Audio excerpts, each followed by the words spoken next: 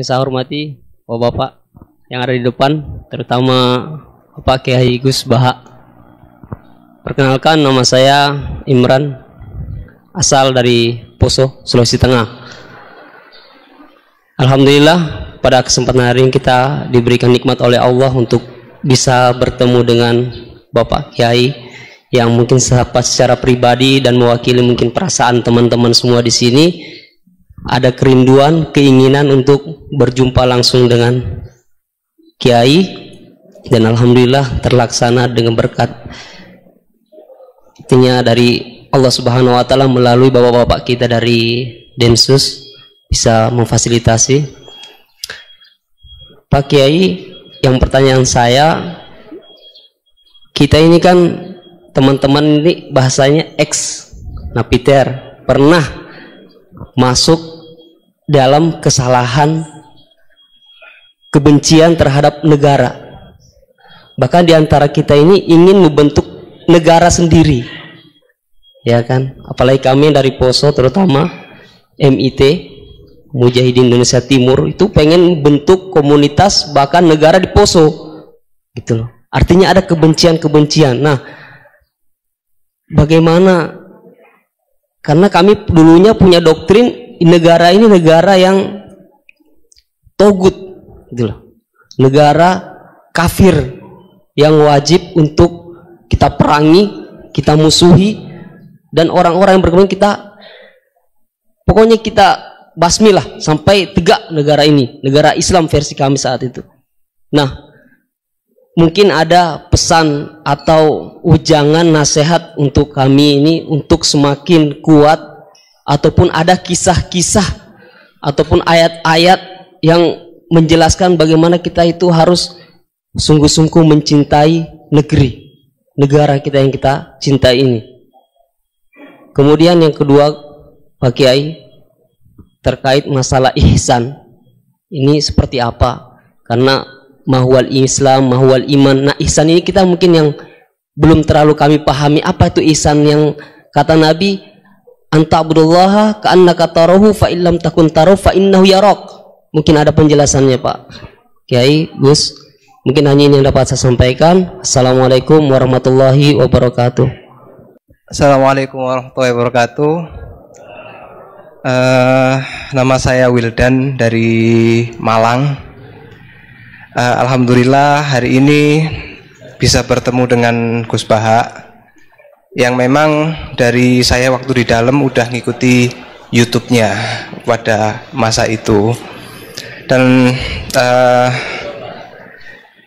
di sini Gus mungkin terdiri dari banyak saudara-saudara kita yang dari berbagai tempat, berbagai karakter dan berbagai sifat. Nah, yang saya ingin tanyakan, bagaimana kita memupuk konsep persaudaraan tanpa memandang kepentingan duniawi. Karena kebanyakan dari kita bersaudara karena kepentingan, bukan bersaudara karena ya kita adalah saudara. Terus kemudian yang kedua yang ingin saya tanyakan itu, kita hari ini adalah mengalami degradasi moral yang luar biasa. Akhlak, sopan santun nyaris sedikit demi sedikit hilang. Nah, bagaimana cara kita untuk memupuk agar generasi kita selanjutnya tetap berakhlak, beretika terhadap yang lebih tua, ataupun kepada sesamanya, ataupun kepada yang lebih kecil. Mungkin sekian dari saya. Assalamualaikum warahmatullahi wabarakatuh. Coba diulang lagi. Al-ihsan anta Allaha ka'annaka tarahu fa illam takun tarahu fa innahu yaraka. Oh ya, bagus, masih bisa dibenarkan. Ya, bagus, masih ingat. Namanya siapa tadi? Imran. Ya. Memang orang sana kalau baca Imran apa Imron gitu. Dari sana Bugis Imran, jadi orang sana nggak pakai ro. Kalau orang ro jadi pakai ra. Kalau ainnya? Ain pakai ain. Oh, berarti apa? Imron gitu. Ya, kalau sana tulisan KTP Imran. Apa bacanya orang-orang Sulawesi? Apa? Imran. Bismillahirrahmanirrahim. Ya yang rileks saja ya. Saya pernah ketemu orang yang pakaiannya itu ndak, mungkin kalau orang syariat bilang ndak syar'i lah, pakai pakaian yang tidak syar'i. Tapi dia muslimah, dia ke masjid. Saya ditanya sama seseorang, Gus kok sama orang gitu mau bertemu gitu. Karena terus saya bilang kenapa?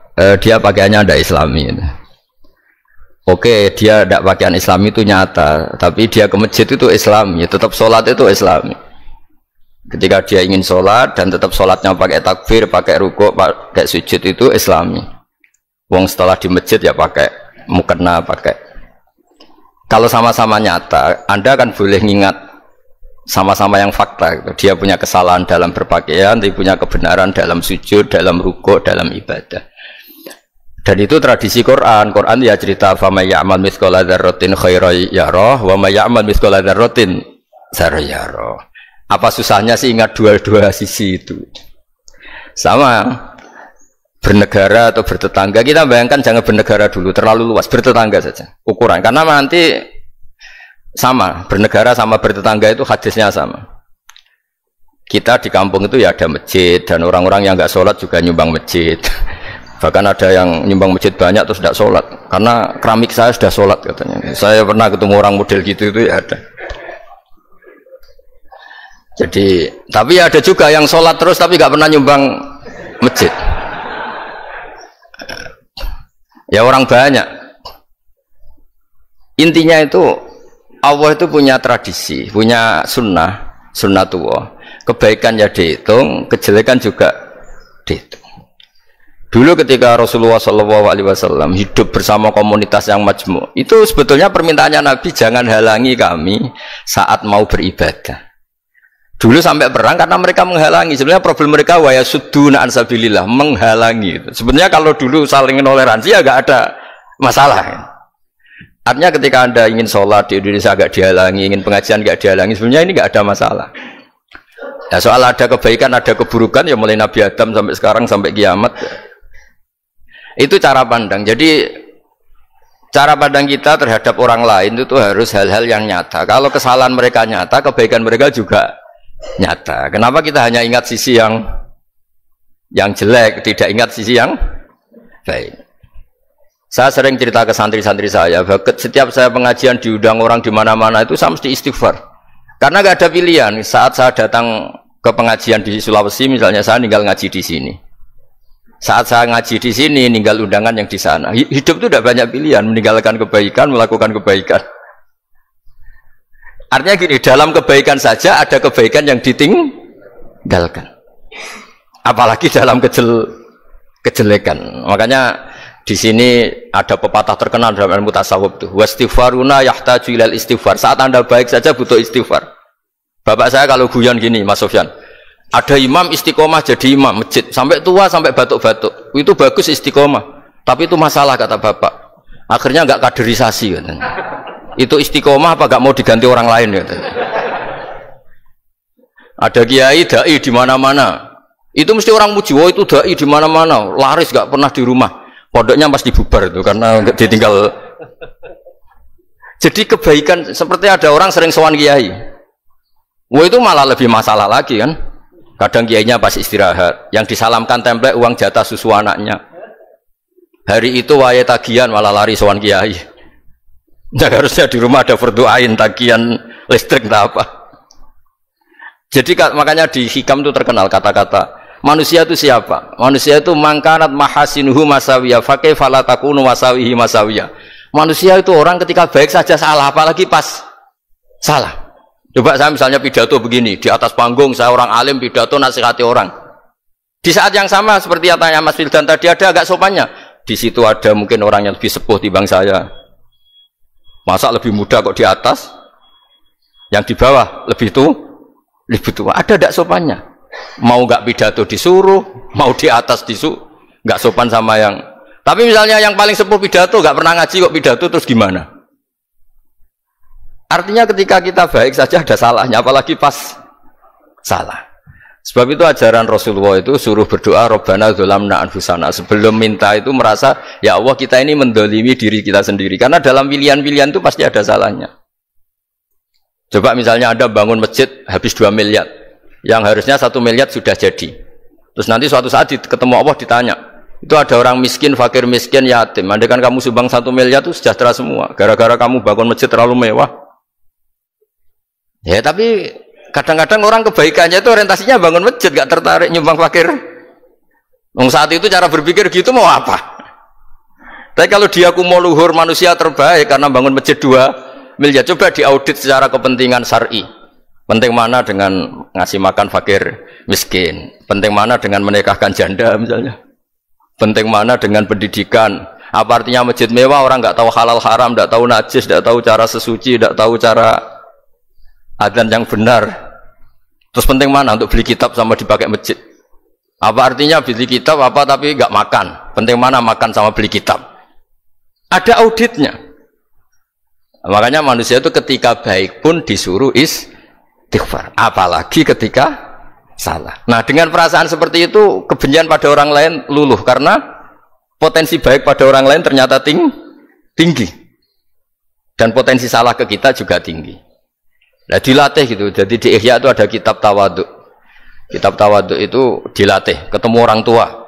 Huwa aksaru ibadatan, dia mesti ibadahnya lebih banyak karena lebih tua timbang saya, pasti sholatnya lebih lama timbang saya.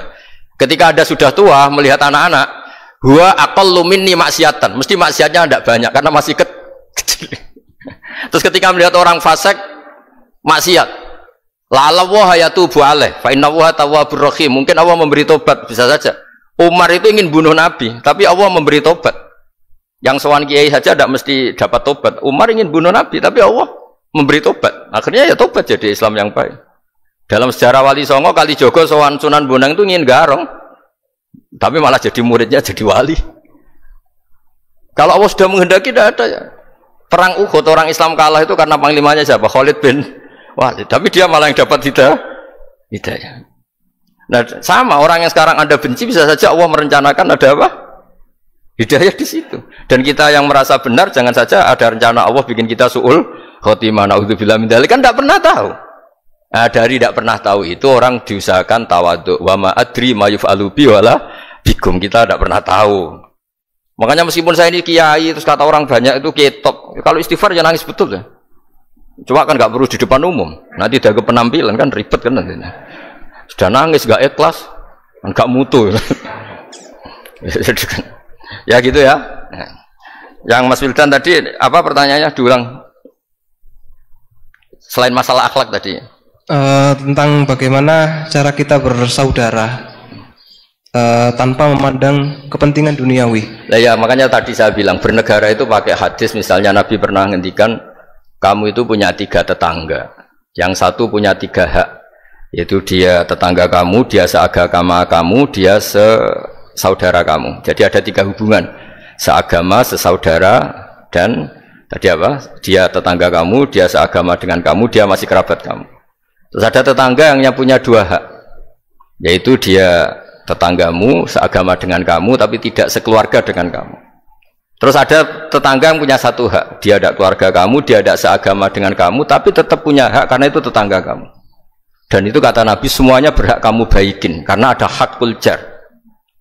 Makanya dulu doa ada bil kubri itu ceritanya sederhana. Ada seorang perempuan Yahudiyah, sowan Sayyidah Aisyah. Kalau sowan ya dikasih uang sama Sayyidah Aisyah. Padahal Yahudiyah. Ketika dikasih uang, terus si Yahudiyah tadi, semoga engkau diselamatkan dari siksa kubur. Zaman itu Sayyidah Aisyah belum dengar hadis tentang siksa kubur. Setelah Rasulullah datang, saya tadi diminta didoain, ya saya terima karena saya nggak percaya. Terus Nabi ngendikan itu benar adanya siksa kubur. Ketika komunitas Yahudi di Madinah itu puasa Asyura, Nabi coba tanyakan mereka, kenapa puasa Asyura? Padahal orang Yahudi. Oh, terus setelah ditanya, Yaumun najjawahu fihi Musa, itu hari di mana Allah menyelamatkan Nabi Musa, kata orang Yahudi. Terus kata Rasulullah, nahnu ahaqqu bi Musa, saya juga berhak menghormati Musa. Kemudian Nabi puasa. Suatu saat lagi ada orang Yahudi datang, ya Rasulullah, ya Muhammad, manggilnya ya Abul Qasim karena orang Yahudi, ya Abul Qasim, nanti nasib langit bumi ini di mana? Manusia yang sudah mati-mati di mana ketika bumi dihancurkan? Mayat-mayat yang sudah di kuburan di mana?